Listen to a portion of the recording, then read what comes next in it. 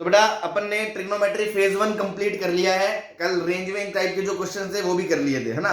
मैंने आपको बताया ट्रिग्नोमेट्री 4 फेज में अपन पढ़ेंगे, तो अब अपन सेकंड फेज शुरू करने जा रहे हैं, ट्रिग्नोमेट्री इक्वेशन। ठीक है ना, हेडिंग डाल दो, बहुत छोटा सा टॉपिक है, बिकॉज फंडे सारे ट्रिग्नोमेट्री 1 वाले ही काम आएंगे।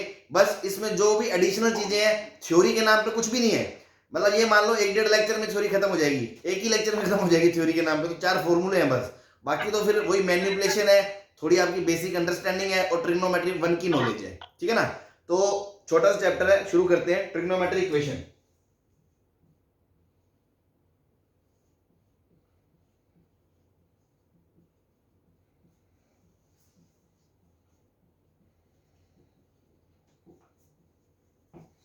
ठीक है, एज सच कुछ अपने लिए बहुत नया नहीं होने वाला। जैसे एक मैं सिंपल सी बात करूं, इसमें ना एक चीज होती है, जनरल सॉल्यूशन और प्रिंसिपल सॉल्यूशन में क्या फर्क होता है ना।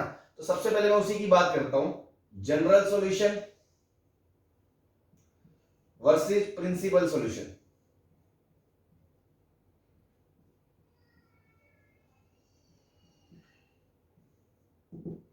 ठीक है, जैसे मान लो मैंने एग्जांपल लिया sin x बराबर हाफ। ठीक है, तो दुनिया में ऐसा कौन सा एंगल है जिसके लिए साइन की वैल्यू हाफ होती है? 30 डिग्री। बस एक ही होता है सर 30 सर और 390। हाँ, पहली बात तो मेरी बात सुनो, सिर्फ पहली बात तो अपन को डिग्री डुग्री नहीं बोलना एक बार तो, है ना। दूसरी बात π/6, चलो मान लो 30 बोल भी दिया, उसके बाद अगला एंगल कौन सा होता है? 150, 5π/6, 180 माइनस थीटा, है ना। पाई में से थीटा घटाओगे तो भी साइन थीटा ही आता है। फिर आएगा 2π माइनस, अब देखो मैं आपको ग्राफ से समझाता हूं, ये जैसे साइन का ग्राफ है, ठीक है, ऐसे इधर चल रहा है। अब बेटा y बराबर हाफ कहां होगा? हाफ तो यहां कहीं होगा, ये y बराबर 1 होता है आपका, और y बराबर हाफ तो यहां होगा। ठीक है ना, तो देखो ये sin x का ग्राफ बना दिया हमने एक फंक्शन का, और अब ये दूसरा बना रहा हूं मैं दूसरे ग्राफ का, y बराबर हाफ का। y बराबर हाफ तो एक स्ट्रेट लाइन होगी हॉरिजॉन्टल, बोलो होगी कि नहीं होगी? होगी सर, होगी। तो वो लाइन ऐसे होगी, ये नीले वाली, ये वाली, ये गई। ठीक है, तो इस तरह के क्वेश्चन में क्या करते हैं, लेफ्ट साइड का ग्राफ बना लिया, राइट साइड का ग्राफ बना लिया। ये टेक्निक है जो आप 12th में फंक्शन में करोगे, लेकिन अभी सिंपल समझ सकते हैं। लेफ्ट साइड का ग्राफ बना लिया, राइट साइड का ग्राफ बना लिया, जितनी जगह वो इंटरसेक्ट कर रहे हैं उतने नंबर ऑफ सॉल्यूशन है। तो देख रहे हो कितने सारे सॉल्यूशन है, बोलो। इनफाइनाइट सॉल्यूशन है। देखो ये वाला सॉल्यूशन है π/6, फिर ये वाला सॉल्यूशन है पाई से π/6 कम, 5π/6, फिर ये वाला सॉल्यूशन है 2π से इतना आगे, कितना आगे? π/6, तो ये है 2π प्लस π/6, ये वाला है 3π माइनस π/6, ये वाला है 4π प्लस π/6, ये वाला है 5π माइनस π/6। समझ में आ रहा है आपको? इतने सारे सॉल्यूशन है भाई। एक तरीका तो ये है कि आप ग्राफ से देख लो, दूसरा तरीका अगर आपको ग्राफ में कंफर्टेबल नहीं है तो क्वाड्रेंट सिस्टम से आप देख सकते हो कि यार ये एंगल π/6 है, ये एंगल π/6 है, उसके बाद दूसरा एंगल कौन सा होगा?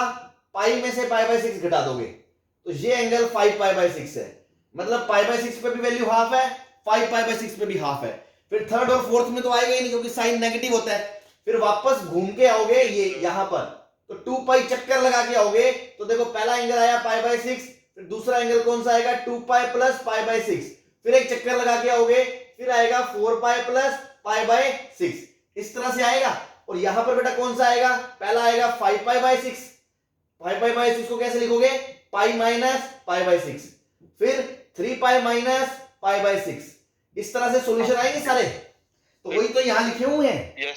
ठीक है, तो अगर मैं बोलूं टोटल सॉल्यूशंस क्या है, टोटल सॉल्यूशन, तो टोटल सॉल्यूशन में तो सारे आ जाएंगे कि π/6, 5π/6, 2π प्लस π मतलब 13π/6, और उधर माइनस में चले जाओगे तो -7π/6, इस तरह से इधर भी इनफाइनाइट चलेगा और इधर भी इनफाइनाइट चलेंगे। तो टोटल सॉल्यूशन तो हो गए इनफाइनाइट। अब अगर मैं देखो दो टर्म्स की बात कर रहा हूं, प्रिंसिपल सॉल्यूशन और जनरल सॉल्यूशन, तो देखो बेटा ये वाले जितने भी सॉल्यूशन है इनको क्या मैं n की फॉर्म में ऐसे लिख सकता हूं, 2n pi plus pi by 6। बोलो, इन वालों को yes sir 2n pi plus pi by 6 लिख सकते हो। n की जगह 0 डालोगे तो पाई बाय 6 आएगा, 1 डालोगे 2 पाई प्लस पाई बाय 6 आएगा, 2 डालोगे 4 पाई प्लस पाई बाय 6 आएगा। इसी तरह पीछे वाले आ जाएंगे, तो सारे ये वाले आ जाएंगे। बोलो, यस सर ऐसे ही बेटा जो ये वाले हैं, ये वाले, इनको ये मेरा तो थोड़ा कचरा सा फैल गया, तुम थोड़ा साफ साफ लिखना है ना। इधर वालों को आप ऐसे लिख सकते हो 2n pi minus pi by 6।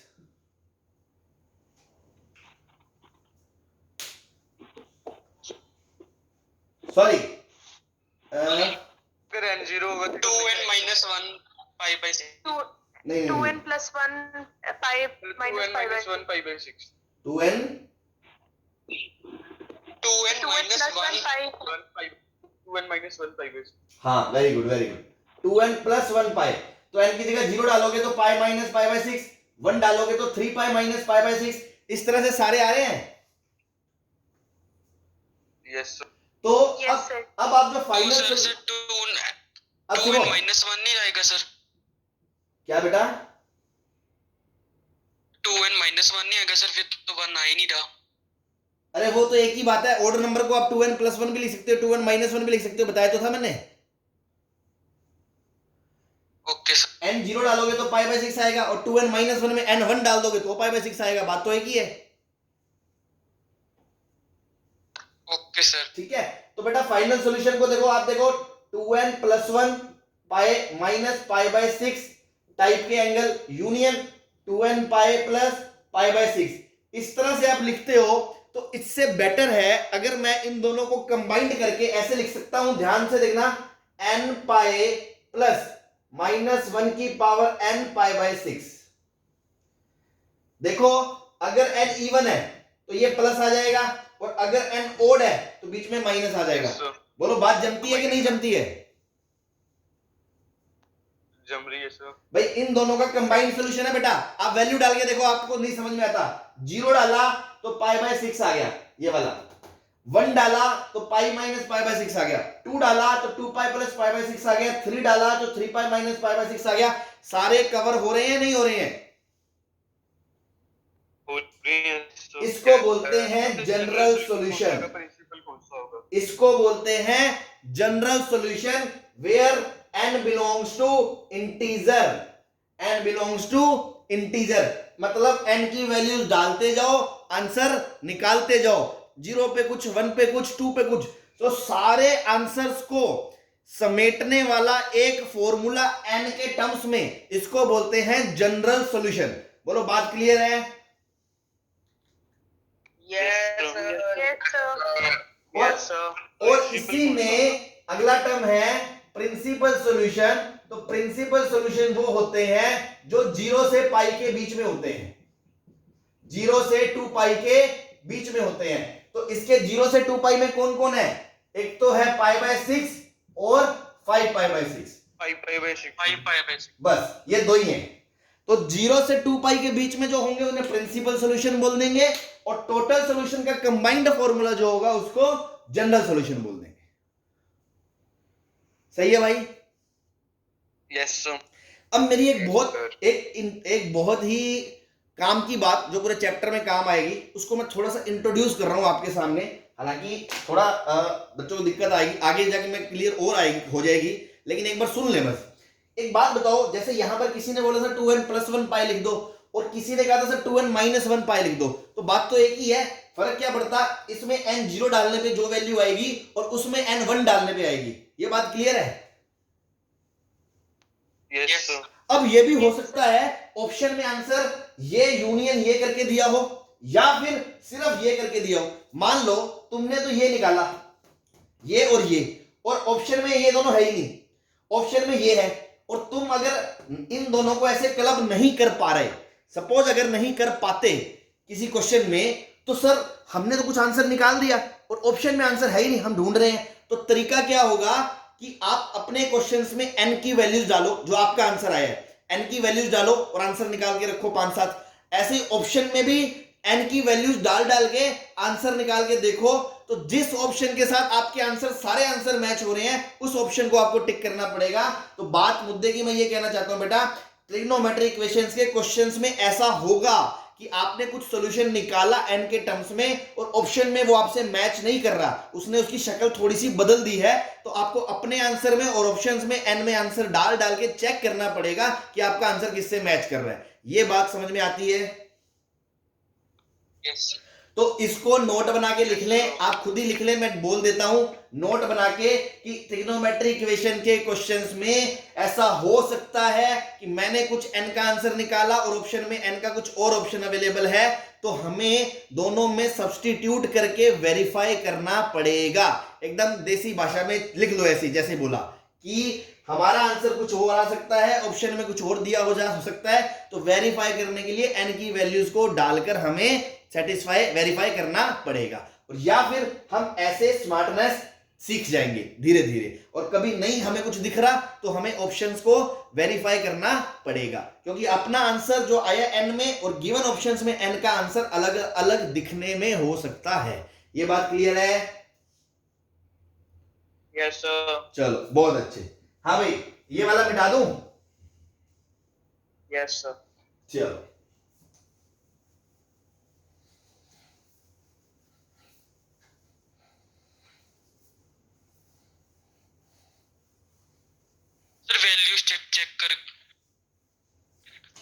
Values check कर तो बोर्ड लंबा नहीं हो जाएगा सर?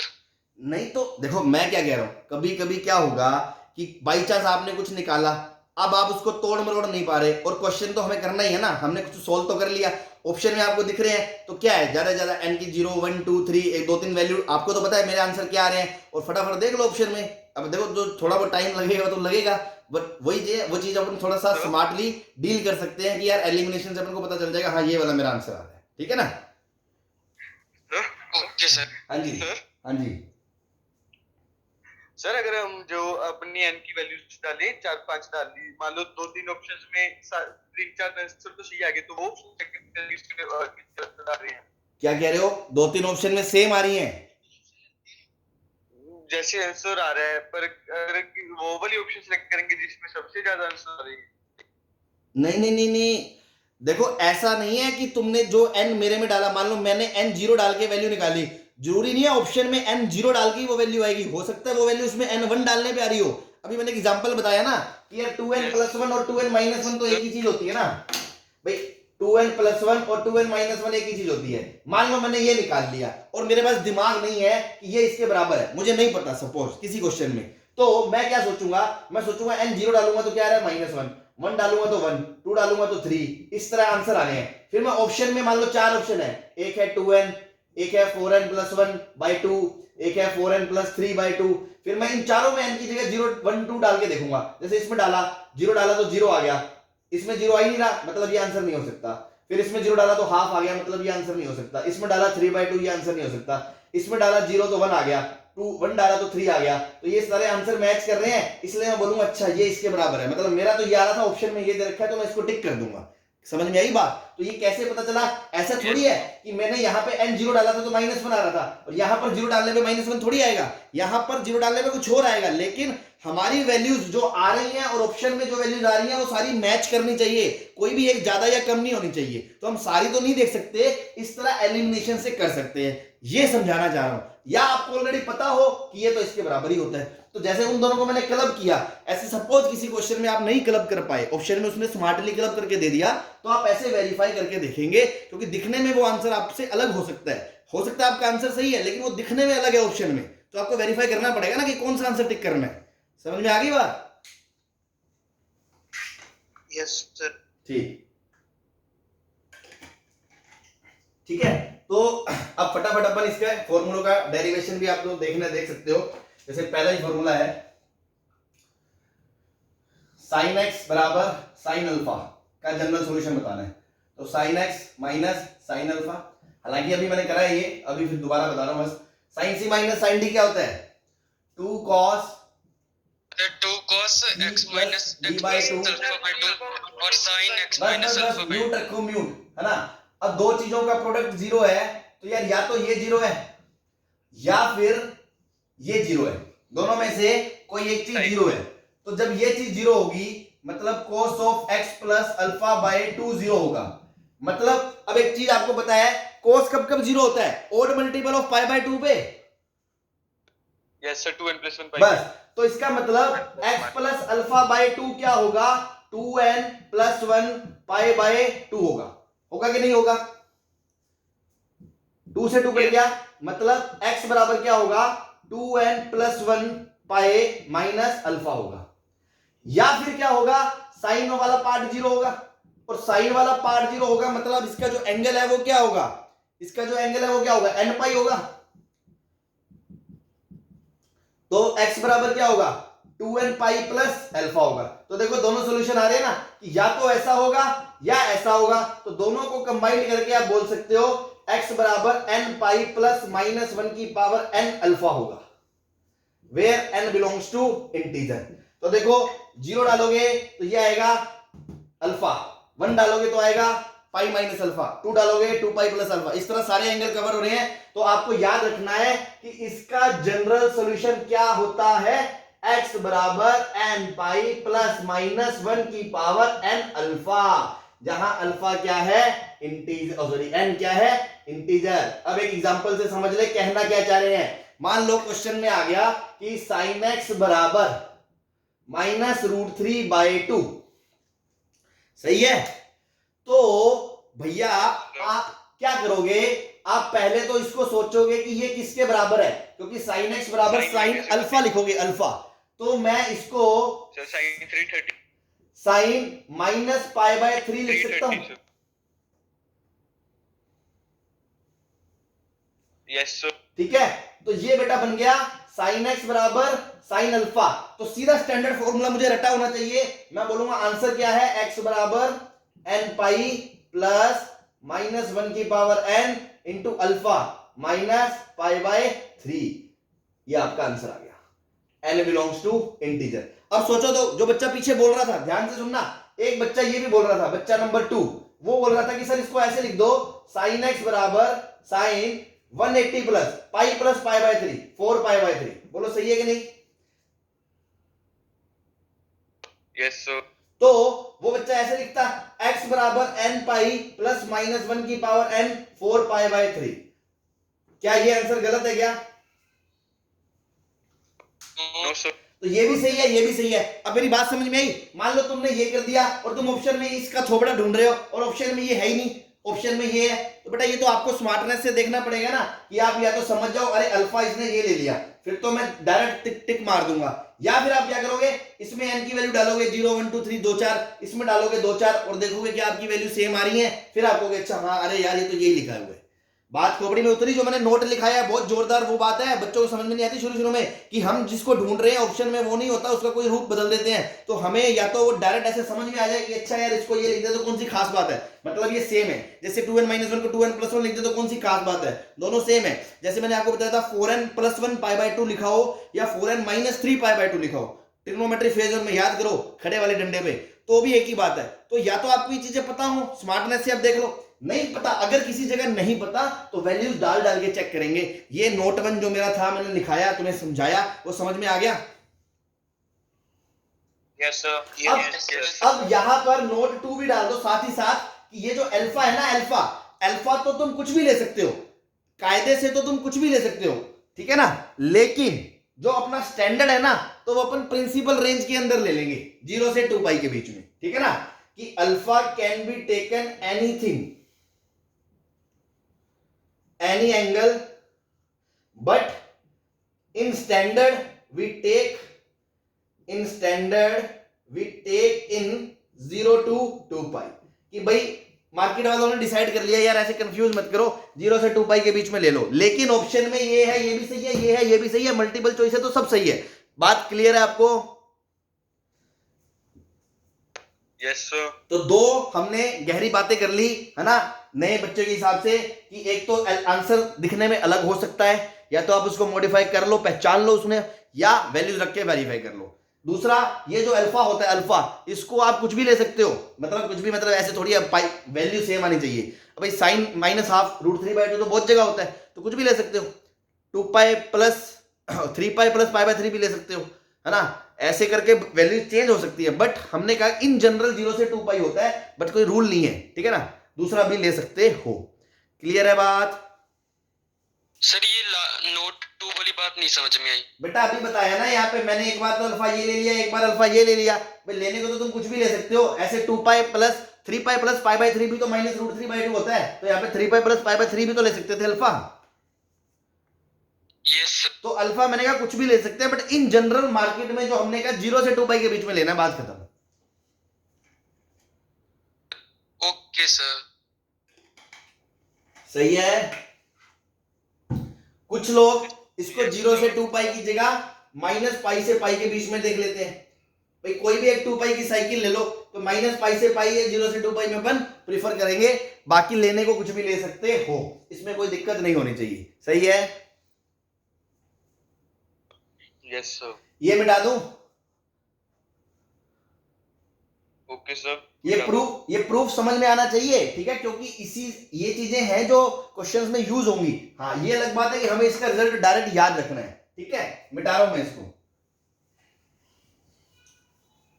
अब मान लो मैं दूसरा प्रूफ करूं, cos x बराबर cos अल्फा का, cos x बराबर cos अल्फा का, तो तुम सेम प्रोसीजर लगाओगे कि cos x minus cos alpha equal to 0, तो cos c minus cos d क्या हो गया? 0।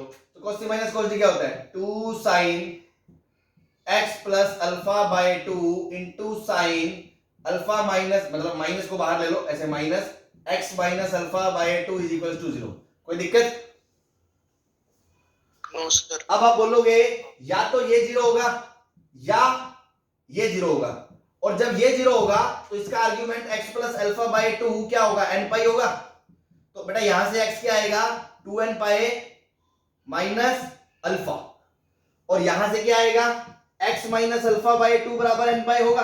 तो बेटा यहां से क्या आएगा? x बराबर 2n पाई प्लस अल्फा। अगर मैं दोनों को कंबाइंड कर दूं तो मैं ऐसा लिख सकता हूं x बराबर 2n pi plus minus alpha, n belongs to integer.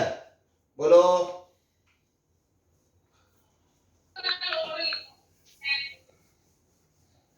अजी सही है। Sir yes. x बराबर 2n pi plus minus alpha इसका जनरल सॉल्यूशन होता है। इसका मतलब क्या है? एक एग्जांपल से समझो। जैसे बेटा मान लो मैंने कहा cos x बराबर हाफ है, तो आप क्या बोलोगे? cos x बराबर हाफ मतलब cos पाई बाय 3 ले लिया मैंने, ठीक है। तो cos x बराबर cos अल्फा का जनरल सॉल्यूशन डायरेक्ट x बराबर 2n pi plus minus pi bye 3 और n बिलोंग्स टू इंटीजर। बोलो सही है। अब तुम्हें जो बच्चे मेरे से पिछले चैप्टर में क्वेश्चन पूछते थे, यदि सर cos x बराबर cos पाई बाय 3 है तो क्या इसका मतलब ये है कि x पाई बाय 3 है? तो मैंने कहा था नहीं, बहुत सारे एंगल होंगे, वो सारे एंगल इस पे लिख दिए हमने, समेट के लिख दिए। इसमें n की वैल्यू डालते रहो, वो सारे एंगल मिल जाएंगे आपको। 0 डालोगे आपको मिल जाएगा प्लस माइनस पाई बाय 3, 1 डालोगे तो 2 पाई माइनस पाई बाय 3 मतलब 5 pi by 3, 2 pi plus pi bye 3 मतलब 7 पाई बाय 3, ऐसी 2 डालोगे तो 4 पाई minus pi bye 3 11 pi by 3, 4 pi plus pi bye 3 13 pi by 3।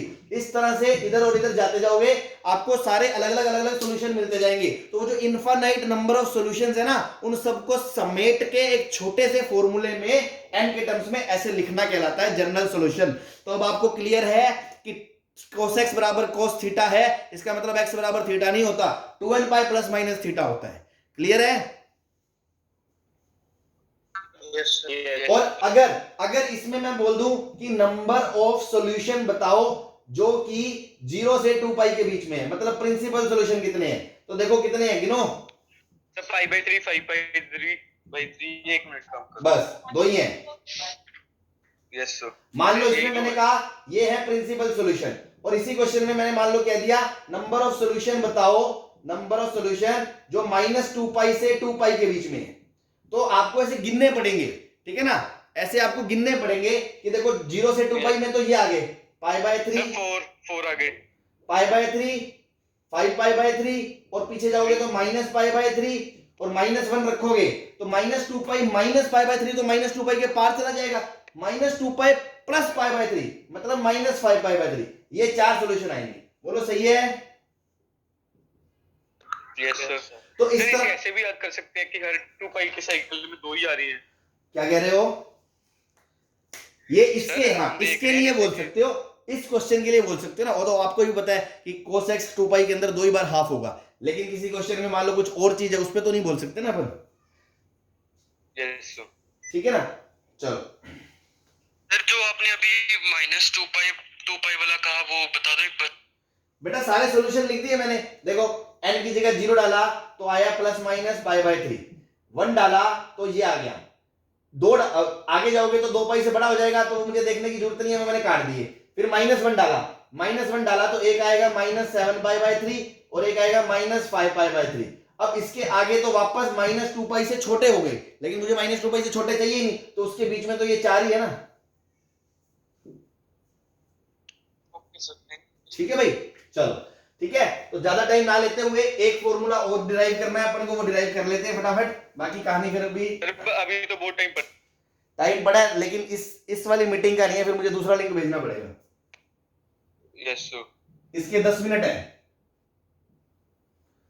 tan x बराबर tan अल्फा, तो इसको कैसे डिराइव करोगे? इसको लिखोगे sin x upon cos x, sin alpha upon cos alpha, sin x into cos alpha minus cos x into sin alpha is equal to 0। तो ये क्या आ गया? sin of x plus alpha, sorry x minus alpha is equal to 0।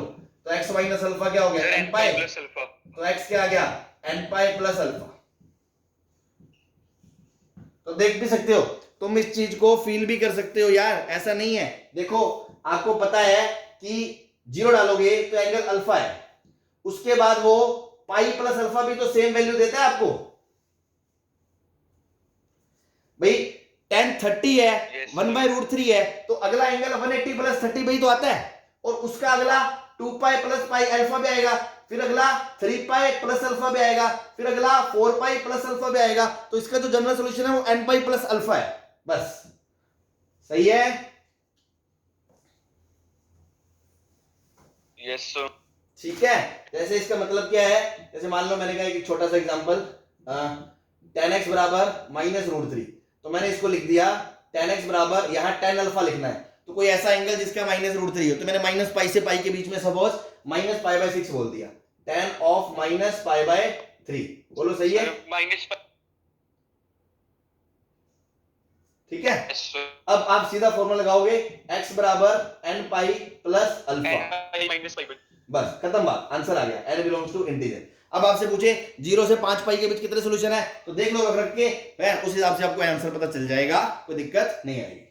सही है भाई?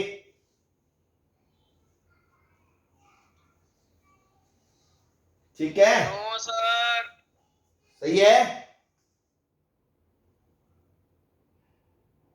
Yes. ये छाप लिया आपने? Yes, sir. Yes sir. चलो सर एक मिनट सर। हाँ जल्दी, एक फॉर्मूला मुझे और बताना है, वो बता दूं बस।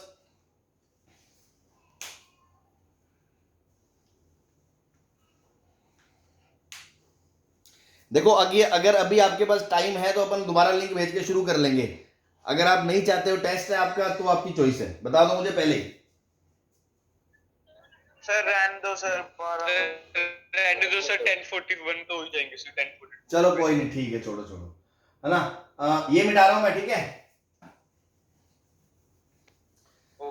बस एक चीज और ध्यान रखें कि साइन स्क्वायर एक्स बराबर साइन स्क्वायर अल्फा हो, या cos स्क्वायर, ये चौथा फॉर्मूला है ना, cos स्क्वायर एक्स बराबर cos स्क्वायर अल्फा हो, या tan स्क्वायर एक्स बराबर tan स्क्वायर अल्फा हो।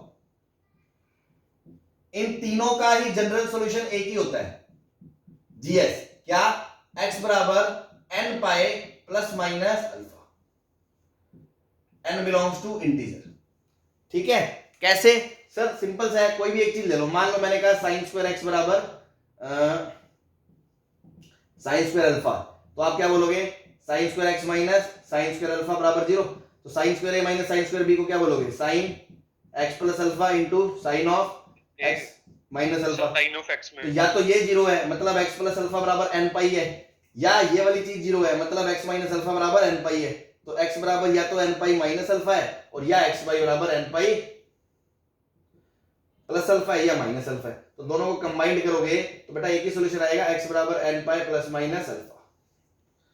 वैसे भी आप सोचो, एक छोटे से एग्जांपल से बात करते हैं। जैसे मान लो बेटा मैंने कहा साइन स्क्वायर x बराबर क्या है, 1/4 है। इसका मतलब क्या है, साइन x या तो हाफ है या प्लस माइनस हाफ है। तो हाफ होता है यहां पाई बाय 6 पे और फिर यहां पाई माइनस पाई बाय 6 पे, और माइनस हाफ होगा पाई प्लस पाई बाय 6 पे और 2 पाई माइनस पाई बाय 6 पे।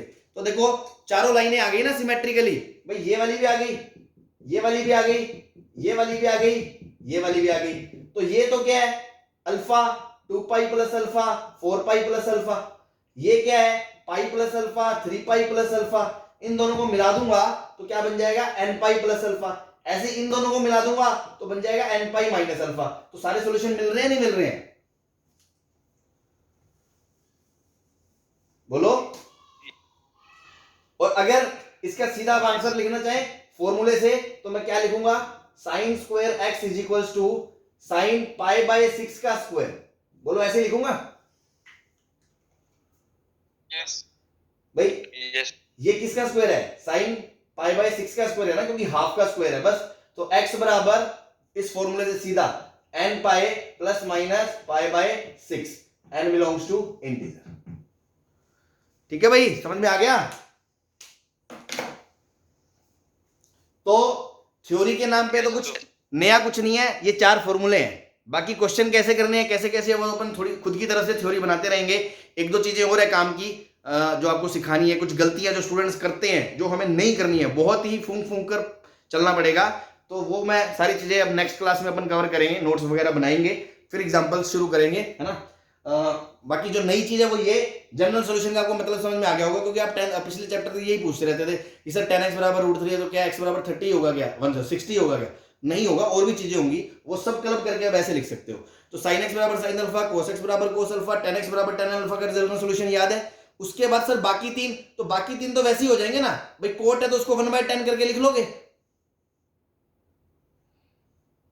Yes, sir. ठीक है। Yes, sir. बस उसमें जो कंडीशन होगी एक्स्ट्रा कि डिनोमिनेटर 0 नहीं होना चाहिए, वो आप अलग से देख लोगे। अदरवाइज तो उसको 10 के सॉल्यूशन से कर सकते हो आप। तो बस इनके सॉल्यूशन ध्यान रखें। और स्क्वायर में सबका सेम होता है, n pi plus minus alpha. Sine x बराबर साइन अल्फा का क्या होता है, n पाई प्लस माइनस 1 की power n into alpha. cos x बराबर cos अल्फा का 2n pi plus minus alpha. tan x बराबर tan अल्फा का n पाई प्लस अल्फा, और ऐसे इसका n pi plus minus alpha. आज के लिए तो बस ये आप 4 सॉल्यूशन, और हर एक पे मैंने एग्जांपल दिखा दिया कि इसका मतलब क्या है, इसको कैसे सॉल्व करना है। आई होप आपको ये सब क्लियर होगा। किसी को कोई परेशानी है तो बता दो। No sir. सर अगर साइन एक्स जैसे कोस अल्फा के बराबर आता है तो कोस अल्फा को हम चेंज करके हाँ, साइन अगर मान लो चेंज करके ऐसा आता है, अगर मान लो ऐसा आता है कि साइन x बराबर कोस अल्फा, तो आप लिख सकते हो कोस को साइन 90 माइनस अल्फा। बस अब फॉर्मूला लगा दो, x बराबर n पाई प्लस माइनस 1 की पावर n इंटू अल्फा पूरा क्या हो गया, पाई बाय 2 माइनस अल्फा। सही है,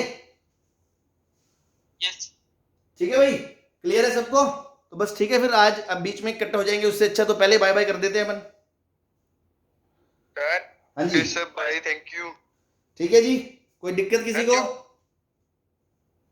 सर। हाँ जी,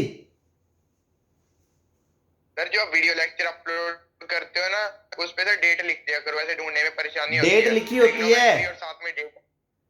सर वो डेट वो दिखती नहीं सर, हमें तो सिर्फ इतना ही दिखता है, ट्रिग्नोमेट्री लेक्चर उसके आगे वो आगे। तो लेक्चर नंबर देख लिया करो ना। अब कल 27 हुए, सपोज आज 28वां है, तो बस आपको पता है अब आज जो आएगा ट्रिग्नोमेट्री इक्वेशन लेक्चर 1 आएगा, तो लेक्चर 1 के नंबर से देख लो।